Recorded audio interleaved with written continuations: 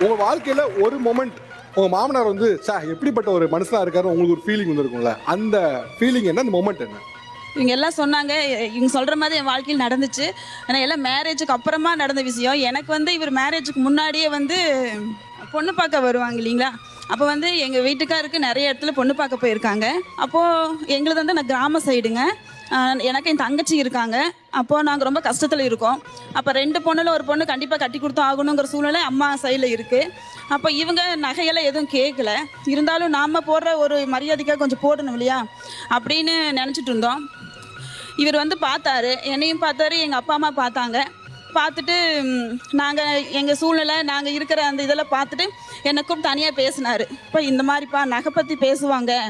என்னப்பா பண்றது?" அப்படின்னு சொன்னேன். "நகை பத்தி நான் கேட்டேம்மா. எங்க ஃபேமிலிக்கு வரப்போற நான் கேட்டேம்மா" அப்படின்னு சொன்னாங்க. இருந்தாலும் அப்படின்னு அம்மாவும் யோசிச்சாங்க, நாங்களும் யோசிச்சோம்.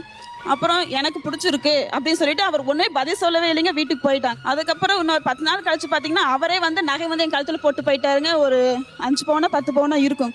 கல்யாணத்துக்கு முன்னாடியே வந்து போட்டுட்டு போயிட்டாரு. எனக்கு என் பேர் சொல்லி என்ன அவர கூப்பிட்டத விட, சாமின்னு சொல்றது மட்டும் தான் அவர் இதுவரைக்கும் என்ன கூப்பிட்டுருக்கிறாருங்க.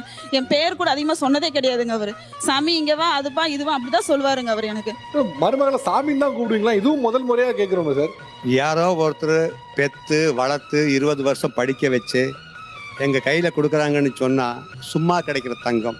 சார் அவன் வந்துருவேன். அந்த தங்கத்தை எப்படி வச்சுக்கணும்னு சொல்லி போட்டு ஒரு பயம் கலந்த பக்தி.